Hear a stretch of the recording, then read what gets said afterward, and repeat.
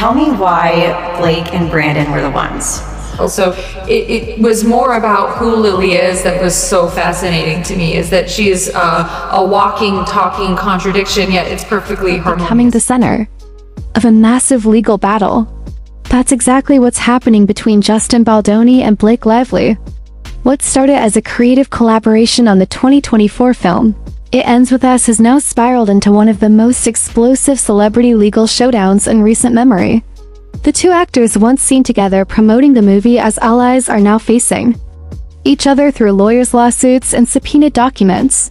The drama includes claims of sexual harassment, retaliation, defamation, and the public unraveling of a professional relationship that has since turned deeply personal and bitter.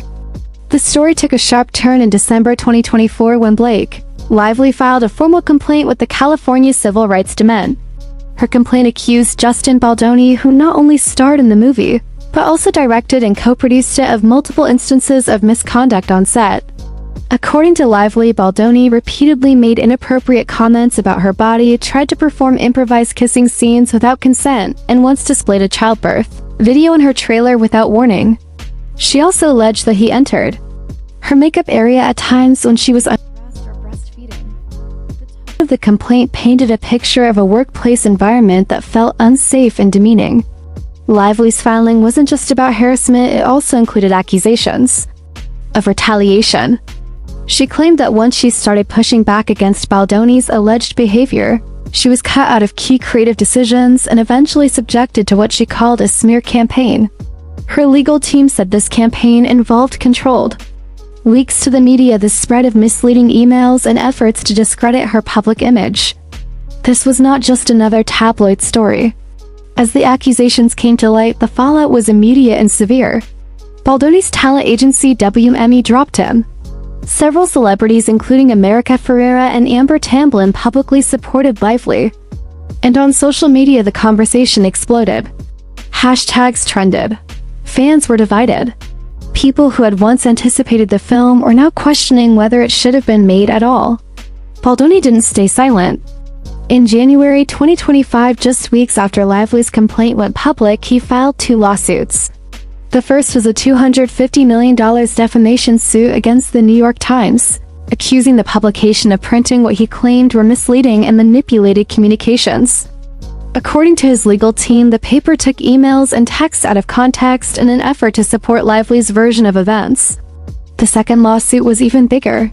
Baldoni filed a $400 million civil case against Blake Lively, her husband Ryan Reynolds, and her longtime publicist Leslie Sloan.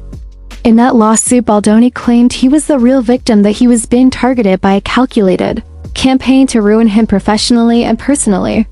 He accused Lively of cutting him out of the creative process of the film, pushing him into a corner, and then using media outlets and legal filings to attack him once he no longer served her interests. Lively's team responded with strong language. Her lawyers said Baldoni's lawsuits were a classic example of an abuser turning the narrative around. They referenced the Danbro tactic, deny attack, and reverse victim and offender, which is a common way for those accused of misconduct to make themselves look like the ones being harmed. According to Lively's legal filings, Baldoni wasn't trying to clear his name. He was trying to scare her into silence. But it wasn't just the emotional intensity of the case that caught the attention of legal analysts.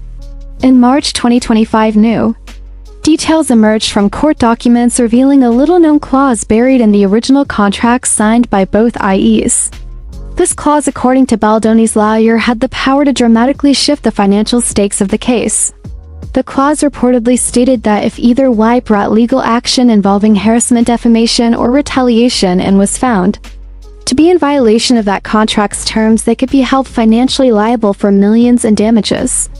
In simple terms, if Baldoni lost in court, he could be forced to pay Blake Lively a massive sum of money, not just for emotional distress or lost wages, but as a penalty written into the contract itself.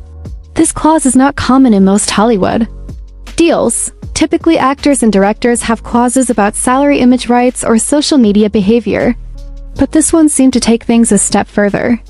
Legal experts speculated that the clause may have been added during early development of the film when Lively joined not only as an actor but as a co-producer.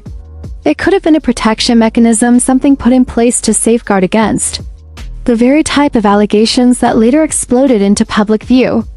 The exact value of the clause hasn't been revealed publicly. However, sources close to the legal teams have suggested it could result in a payout, ranging from several million to tens of millions of dollars. That means even if Baldoni wins some elements of his legal defense, the clause itself could still force him to pay a large penalty if he's found in violation of specific behaviors outlined in the agreement. What makes the situation even more complicated is that most of Baldoni's own lawsuits were dismissed by a federal judge in June 2025. The judge ruled that many of Lively's statements were legally protected and couldn't be used to sue her for defamation. That ruling left Baldoni with very limited paths forward and raised serious questions about whether the clause could now be used against him. In court documents filed after the ruling, Lively's team argued that the dismissals strengthened their claim that Baldoni had violated the contract by filing baseless lawsuits and using legal action to retaliate. They believe the clause was clearly triggered by his behavior. If the court agrees, it could mean Baldoni ends up paying a huge settlement, even though he was the one who filed the lawsuits in the first place. As of now, the case is still ongoing. Lively is scheduled to be deposed on July 17, 2025. Baldoni's lawyers say they will question her about messages, emails, and behind-the-scenes behavior during production. They claim there are inconsistencies in her story that will come to light. Lively's team, meanwhile, insists she has nothing to hide and that she has been truthful from the beginning. This is just the beginning of what's expected to be a long and painful legal battle. But even at this early stage, one thing is clear: the clause in that contract could end up being the most powerful weapon in the entire case. Whether it protects Lively or punishes Baldoni, it has changed the legal landscape completely. By the time spring of 2025 arrived, the legal battle between Blake Lively and Justin Baldoni was already making headlines around the world. Fans of both stars were caught in the middle of a very public and very personal dispute. The film they had once co-starred in had faded into the background, replaced by depositions, subpoenas, and press statements from attorneys. But the real turning point in the case came when a federal judge stepped in and made a crucial decision. In June 2025, the judge overseeing the multiple lawsuits issued a lengthy ruling. It was not good news for Baldoni. Nearly all of his claims against Blake Lively, Ryan Reynolds, and publicist Leslie Sloan were dismissed. The defamation lawsuit against the New York Times was also And she's never felt more, and the stakes aren't just for her, they're bigger than her. And so published by the Times were either protected opinions or based on conduct that could not legally be classified as defamation. This was a major setback for Baldoni. His entire legal strategy had depended on the idea that Lively and her team had gone too far, that they had twisted facts, leaked private conversations, and coordinated a campaign of false accusations, but the judge didn't see it that way. Instead, the ruling made clear that even if Baldoni disagreed with how the events were being described, those descriptions didn't automatically qualify as defamatory. More importantly, the ruling implied that Lively had the legal right to speak up about her experience. While Baldoni's legal team announced plans to revise their filings and attempt another round of civil litigation on narrower contractual grounds, the dismissal of the major claims left them in a weaker position. For Lively's team, however, it was a sign that the law was on their side. They argued that the court's decision proved Baldoni's lawsuits were baseless and retaliatory, and that meant the controversial contract clause could now be activated.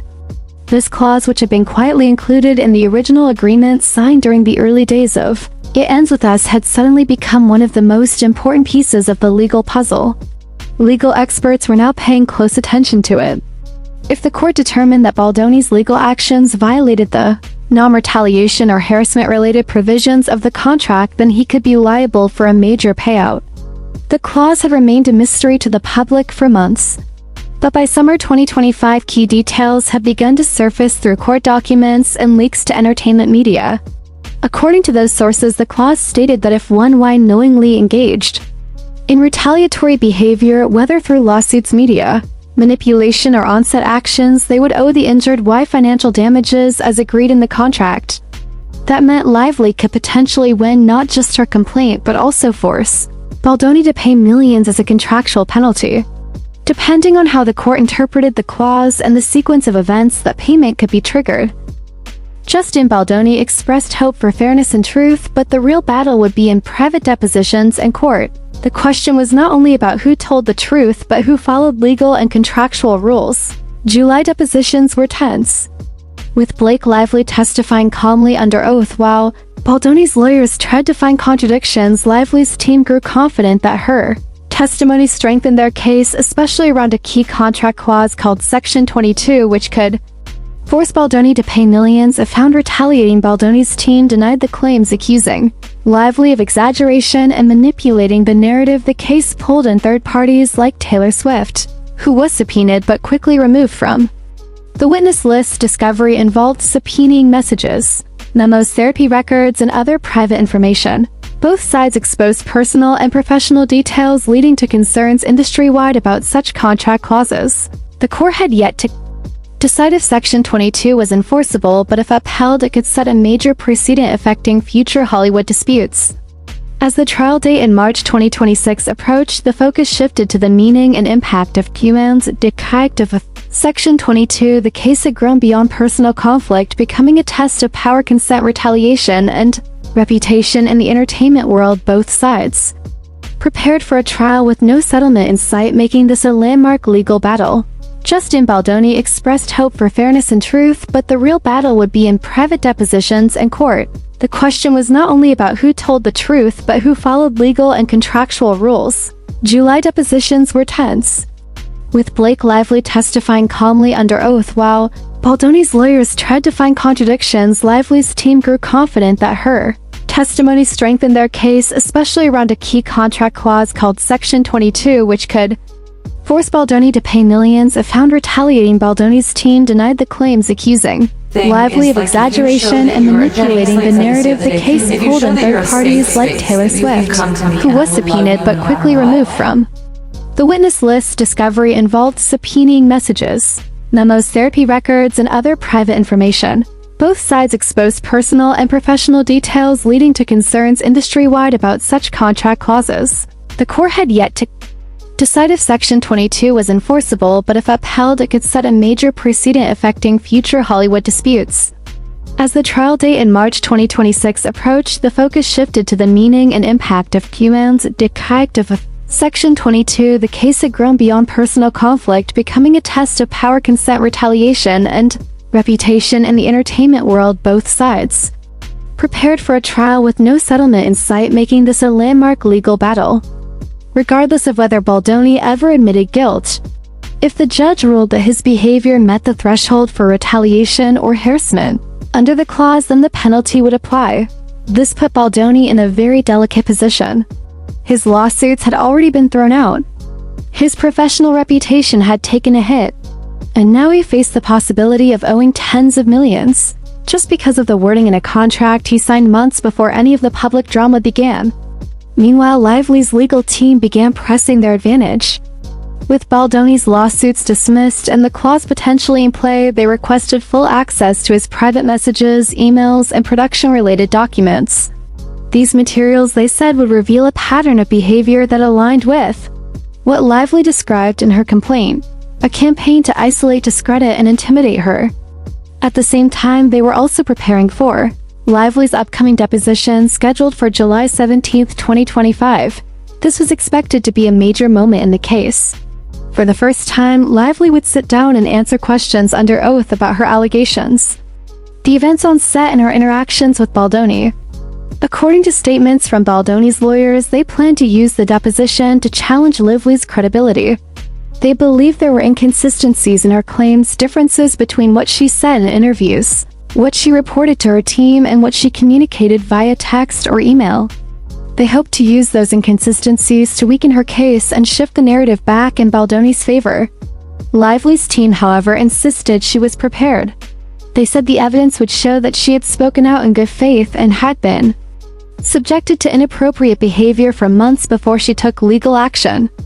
They pointed to text messages, witness statements from crew members, and behind-the-scenes footage as proof that her complaint was not only accurate but also necessary.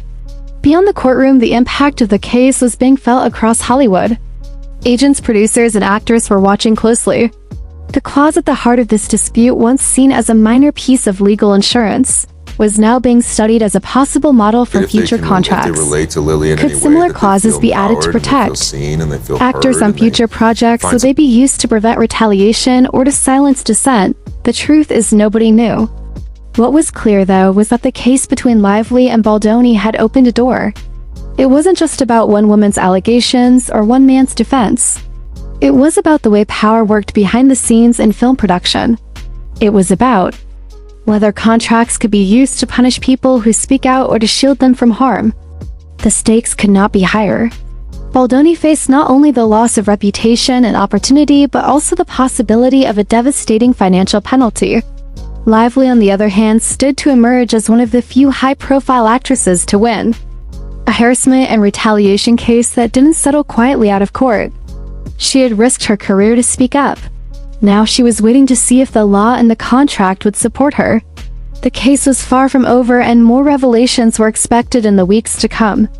But one thing was already certain: the next phase of the battle will be fought not just in public or in the press, but in private rooms under oath, where every word, every message, and every clause in a contract could change everything.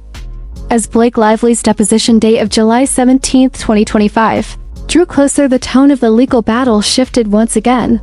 While most of the earlier coverage had centered on the explosive claims and courtroom drama, the upcoming deposition marked a new phase, one that was quieter, more technical, but no less crucial. It was a moment where facts would matter more than headlines, and where the impact of the mysterious clause in Justin Baldoni's contract could begin to take real shape. That's where I was going. Behind the scenes, Lively's legal team was working around the clock. That's where I'm going, Blake. They knew this deposition wasn't just a formality, it was an opportunity to lock in her testimony and provide the foundation for the trial. Scheduled to begin in March 2026, it was also their chance to strengthen their argument that Baldoni's conduct had violated the contract clause and caused significant harm. The more credible and consistent Lively appeared under oath, the stronger her case would be when the court began to weigh financial penalties. The team carefully reviewed hundreds of communications, text messages, production notes, scheduling documents, emails exchanged between Lively and Baldoni, and even transcripts from interviews they both gave during the film's promotion. Everything was examined with one goal in mind: prove that Lively had raised concerns long before going public, and that Baldoni's behavior toward her changed after she began pushing back. Baldoni's legal team shifted strategy to discredit Lively and create doubt to avoid triggering financial penalties. They claimed Baldoni did not retaliate but was targeted by an unfair campaign.